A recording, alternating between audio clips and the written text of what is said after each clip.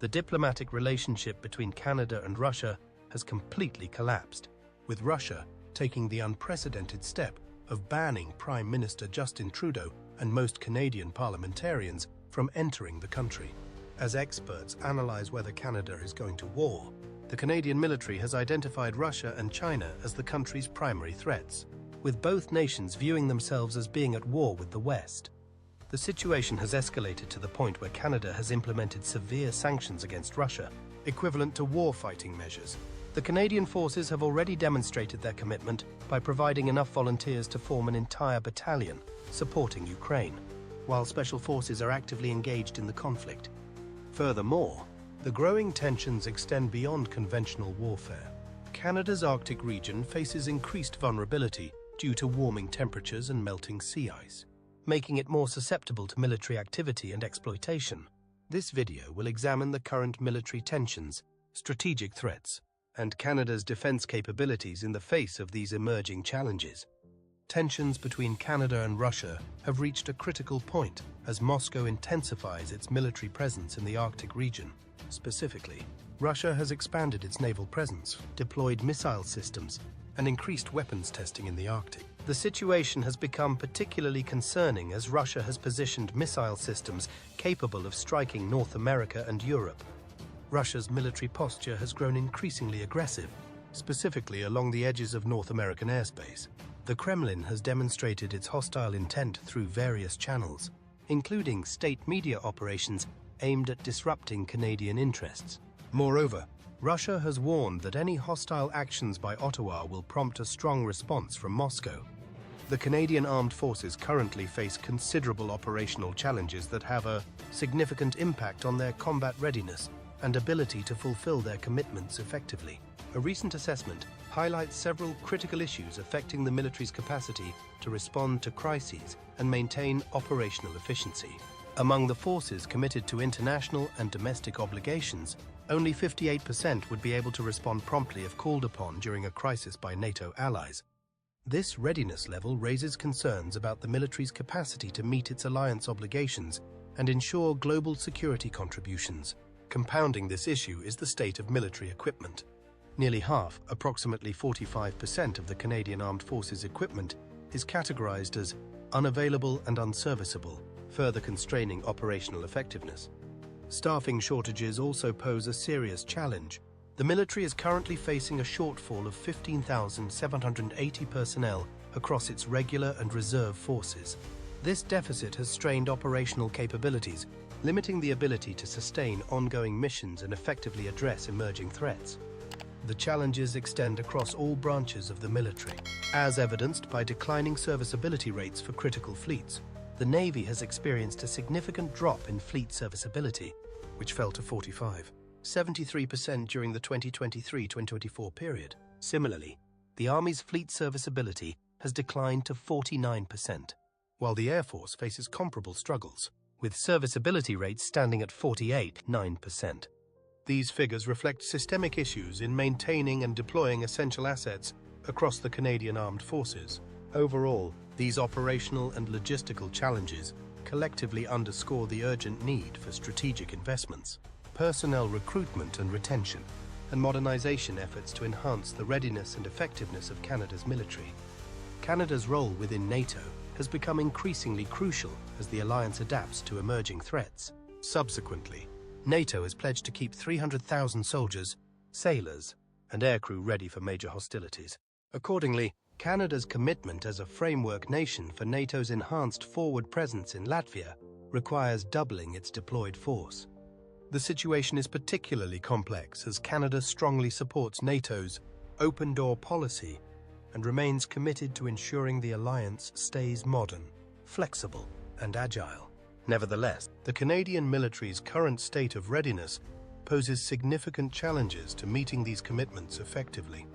Recent military assessments reveal Russia's strategic positioning as a significant threat to Canadian sovereignty. The Russian military has positioned advanced missile systems in the Arctic, capable of striking North America and Europe, presenting an unprecedented challenge to Canadian security. The status of Arctic waters remains a contentious issue between Canada and Russia. Although both nations claim parts of the Arctic seas as national waters, Russia has filed an ambitious submission to the United Nations Commission that pushes its claim right up to Canada's exclusive economic zone. Additionally, Russia's territorial assertions extend across 320 kilometers of economic zones around their Arctic coastline. The Russian Northern Fleet serves as a cornerstone of Russia's military presence and strategic influence in the Arctic, showcasing a range of formidable capabilities that highlight its role as a dominant power in the region. This fleet functions as Russia's principal military instrument in the Arctic, equipped with assets designed to secure its interests and project power in this strategically significant area. A critical component of its strength is its submarine force, which includes 7 ballistic missile submarines. These vessels provide a robust second strike capability, ensuring a powerful deterrent and reinforcing Russia's nuclear posture. Additionally, the Northern Fleet benefits from the establishment of an Arctic Joint Strategic Command, which enhances its ability to secure and protect the Northern Sea Route, a vital shipping lane with growing geopolitical importance due to climate change and increasing maritime activity. In a groundbreaking organizational move, the Northern Fleet was the first naval force to be granted the status of a military district, placing it on equal footing with Russia's land forces. This status underscores its elevated role in Russia's defense strategy and its capacity to operate as an independent and versatile military entity. Meanwhile, Canadian air defense systems face serious vulnerabilities in addressing the advanced capabilities of Russian forces, further emphasizing the strategic challenges posed by Russia's Arctic dominance. The North Warning System, which serves as Canada's primary radar and early warning network, has proven inadequate against modern threats such as advanced cruise missiles. Russian cruise missiles like the KH-101 can bypass Canada's current defensive infrastructure, rendering it ineffective against such cutting-edge technology. Furthermore, Russia's strategic bombers, including the Tu-95 Bear and Tu-160 Blackjack, present an additional threat to Canadian airspace. Operating from Siberian airfields, these bombers have impressive ranges, 7,500 kilometers for the Tu-95 and 6,000 kilometers for the Tu-160, enabling them to reach critical areas in northern Canada, including the Prairie Provinces. Rather than isolated incidents, Russian military activities follow a coordinated strategy. The Kremlin has established an Arctic Joint Strategic Command, undoubtedly strengthening its position in the region. The Russian military has certainly demonstrated its commitment through the creation of new brigade combat teams and the introduction of more capable naval surface combatants.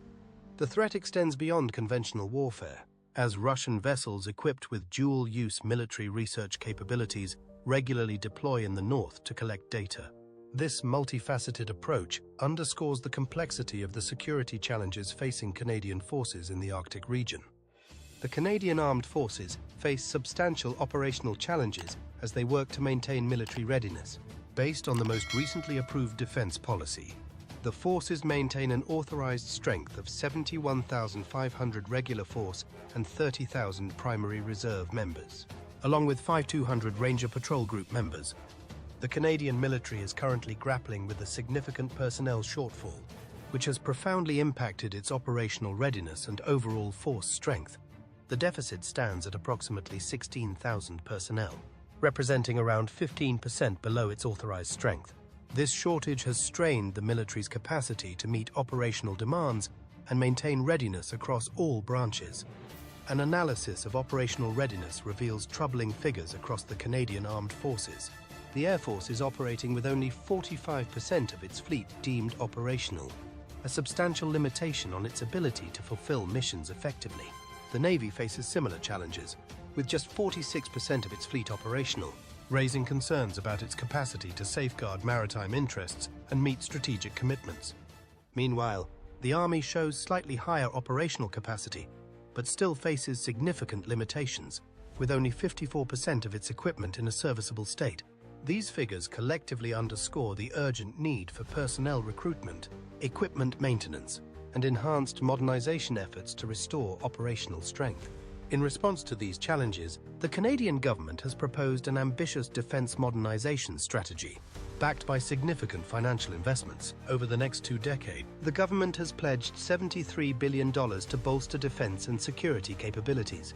This funding encompasses a range of critical initiatives, aimed at addressing current weaknesses and preparing for future threats. Among the planned investments is $4 billion dedicated to enhancing tactical helicopter capabilities, ensuring that the armed forces have reliable and advanced aerial support for operations. Further, $9 billion has been allocated for sustaining the naval fleet, a necessary step in maintaining maritime readiness and ensuring the Navy's long-term effectiveness. The government has also committed $5 billion to bolster ammunition supply and production, a crucial component of operational preparedness. Additionally, $5 billion will be invested in developing global satellite communication systems, ensuring secure and reliable communications for defense operations worldwide. As a result of these initiatives, Canada's defense spending as a percentage of GDP is projected to rise to 76% by the 2029-2030 fiscal year, reflecting a substantial increase in defense prioritization. Complementing these domestic investments, the government has also committed approximately $38 billion to modernize the North American Aerospace Defense Command, symbolized as NORAD, in collaboration with the United States. This modernization effort aims to strengthen continental defense and improve the capacity to respond to emerging threats, particularly in the Arctic and North American regions. Together, these modernization plans represent a comprehensive effort to address current deficiencies and secure Canada's defense capabilities for the future. The Canadian Armed Forces rarely operate alone. Therefore, maintaining strong partnerships remains crucial for effective defense operations. The core partnerships include NORAD's collaboration with the United States stands as the cornerstone of Canada's continental defense strategy. In light of shared geography and common values, this partnership proves critical to every aspect of Canada's defense interests. The Five Eyes Network, comprising Canada, the United States, the United Kingdom, Australia, and New Zealand, enhances interoperability and intelligence sharing capabilities. Through direct engagement with military leadership worldwide, the Canadian Armed Forces maintain a sophisticated understanding of global security dynamics. To strengthen maritime security, Canada has established a trilateral partnership with Germany and Norway, focusing on North Atlantic operations in support of NATO's deterrence and defense. This collaboration demonstrates Canada's commitment to collective security and regional stability. The Arctic region has emerged as a crucial battleground in global power dynamics, with climate change transforming this once frozen frontier into a hotbed of strategic competition. The region is warming 4 times faster than the global average, creating unprecedented opportunities and challenges for military operations. The Arctic's significance extends far beyond its geographical boundaries.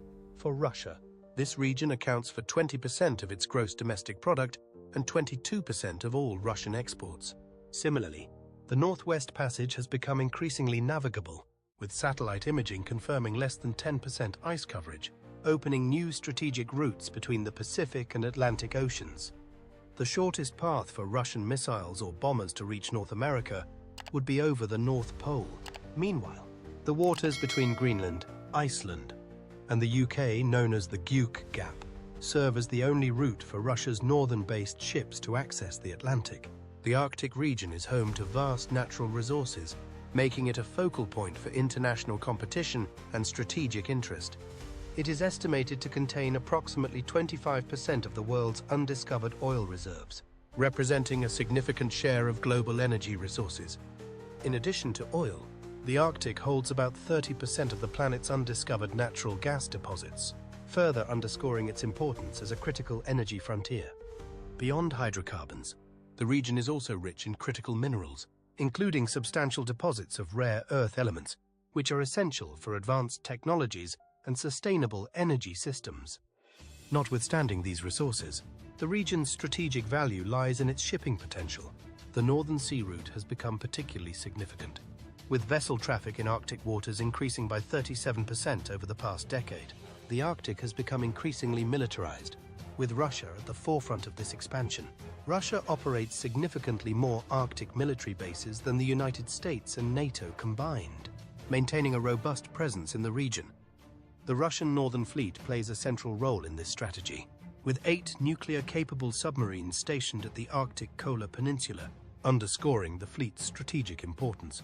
Additionally, Russia possesses the largest icebreaker fleet in the world, far surpassing the capabilities of other nations. The West's military footprint currently lags about 10 years behind Russia's Arctic capabilities. Otherwise, recent developments show increased cooperation between Russia and China in the region, with joint military drills and shared infrastructure projects. The Canadian government has responded by pledging $13 billion Canadian for military upgrades, simultaneously working with the United States to modernize the North American Aerospace Defense Command. This investment includes new surveillance planes capable of detecting submarines and an upgraded early warning radar system. The situation has grown more complex as China positions itself as a near-Arctic state, CIS regularly deploying vessels equipped with dual-use military research capabilities to collect data. These developments have prompted Canada and its allies to strengthen their defensive posture in the region through enhanced surveillance systems and increased military presence. Cyber warfare has emerged as the newest battlefront between Canada and Russia, with Moscow's digital arsenal posing an unprecedented threat to Canadian security. The communications security establishment has identified a notable surge in cyber threat activity by Russian-aligned actors targeting Ukraine's allies. Russian cyber operations have grown increasingly sophisticated, with state-sponsored actors developing advanced capabilities aimed at NATO countries.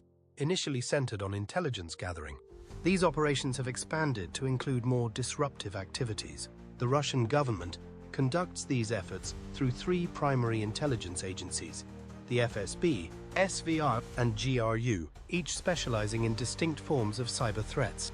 Their activities encompass a wide range of tactics, including launching distributed denial-of-service attacks to disrupt government websites, deploying destructive malware to target critical sectors, orchestrating advanced, persistent threats against military networks, and carrying out coordinated disinformation campaigns to influence public opinion and destabilize adversaries.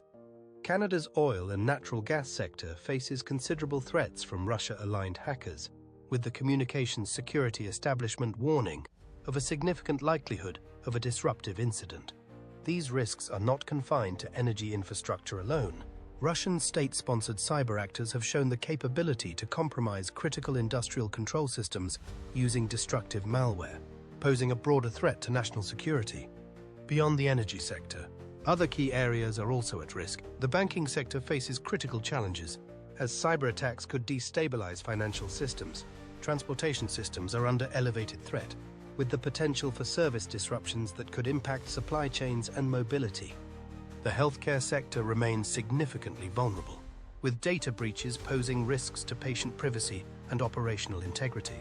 Together, these threats highlight the need for robust cybersecurity measures across Canada's critical infrastructure sectors. The Canadian Centre for Cybersecurity has implemented comprehensive defence measures against these evolving threats. Essential components of Canada's cyber defence strategy include real-time monitoring of critical infrastructure networks.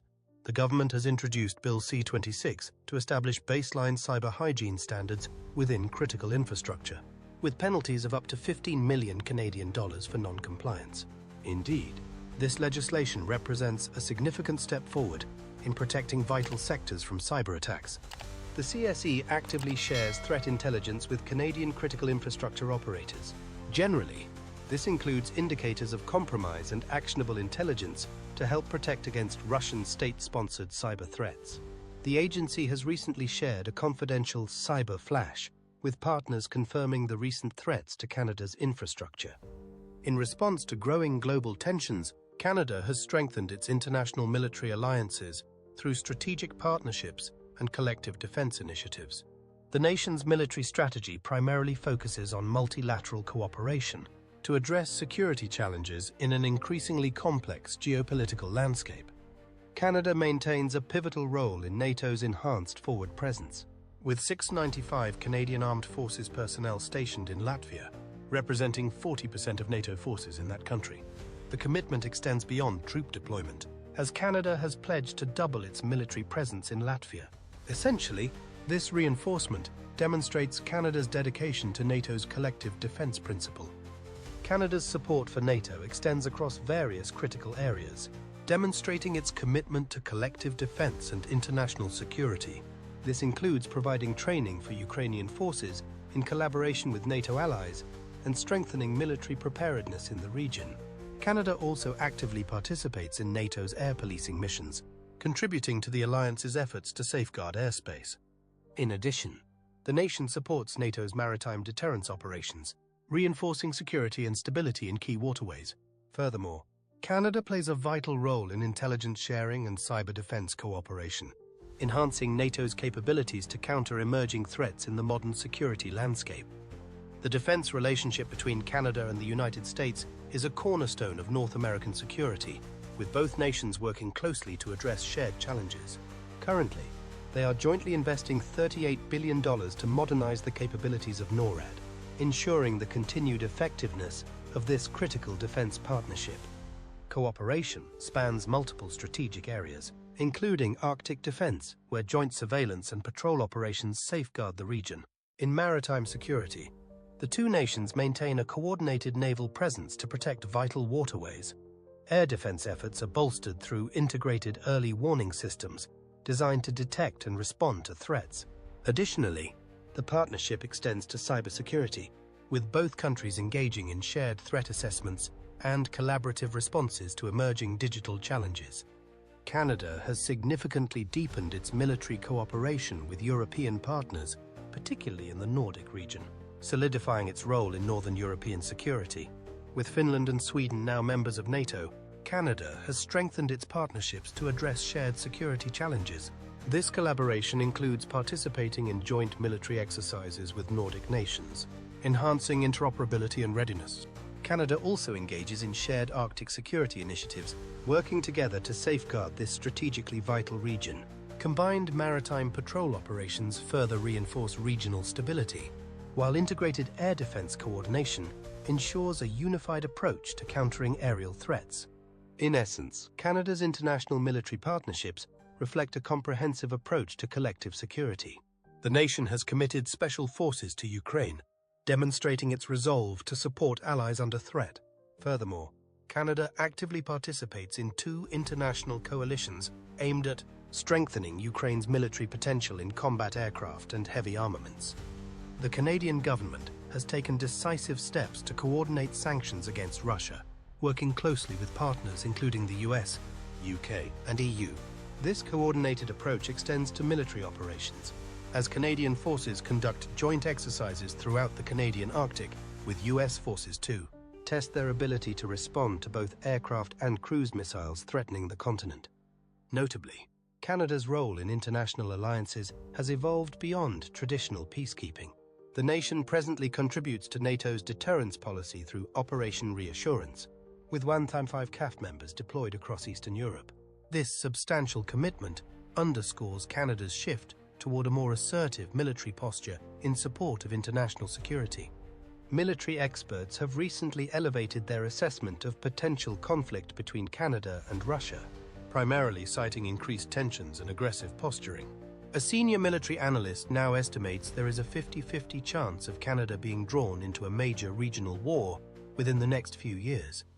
The current threat assessment highlights several critical indicators that suggest an elevated potential for conflict. Russia's hybrid warfare operations, which target Western democracies, are a central concern, reflecting efforts to destabilize political and social systems. The Kremlin's strategic moves to undermine Western alliances further exacerbate tensions, challenging unity among NATO and other allied nations. Additionally, Russia has ramped up military activities in the Arctic region, a move that raises the stakes in a geopolitically sensitive area. The expansion of cyber and information warfare capabilities also poses a growing threat, as Russia seeks to disrupt digital infrastructure and manipulate public narratives to achieve its geopolitical objectives. The Russian Federation has positioned itself as a highly militarized state, with defense spending exceeding 6% of its GDP. Notably, Moscow's production rates for principal warfighting equipment and artillery ammunition surpass those of many NATO member states. Military analysts have identified several possible scenarios that could lead to the escalation of conflict, each with varying likelihoods and primary triggers. A confrontation, although considered low in likelihood, could arise from territorial disputes in the Arctic, where competing interests and claims may ignite tensions. Hybrid warfare, on the other hand, presents a high likelihood, driven by the increasing use of information and cyber operations to disrupt systems and sow discord. A regional conflict is seen as a medium likelihood scenario, with NATO alliance obligations potentially triggering a broader military engagement if member states are drawn into a conflict. First, experts suggest that Russia could potentially launch limited incursions into NATO territory to protect its nuclear assets in the Kola Peninsula. Second, Moscow might employ long-range precision strikes against high-value targets. Third, the Kremlin could escalate through hybrid warfare tactics, including cyber attacks and information operations. The effectiveness of current deterrence measures is subject to ongoing evaluation, but several key factors play a significant role in preserving strategic stability. NATO's enhanced forward presence missions have been effective in deterring further Russian military aggression, positioning forces strategically to prevent escalation. Additionally, the combined impact of sanctions and military posturing has helped limit Russia's expansionist actions, creating economic and military pressures that curtail further advances. The nuclear deterrence framework also remains a critical element in maintaining strategic balance, as the threat of mutually assured destruction continues to influence the behavior of key global powers region. Despite these measures, experts highlight concerning vulnerabilities. The Putin regime has demonstrated its ability to operate effectively in the gray zone between war and peace. Hence, traditional deterrence strategies may prove insufficient against hybrid warfare tactics. The threat landscape has shifted beyond traditional military confrontation, with the Kremlin now employing a sophisticated combination of tactics.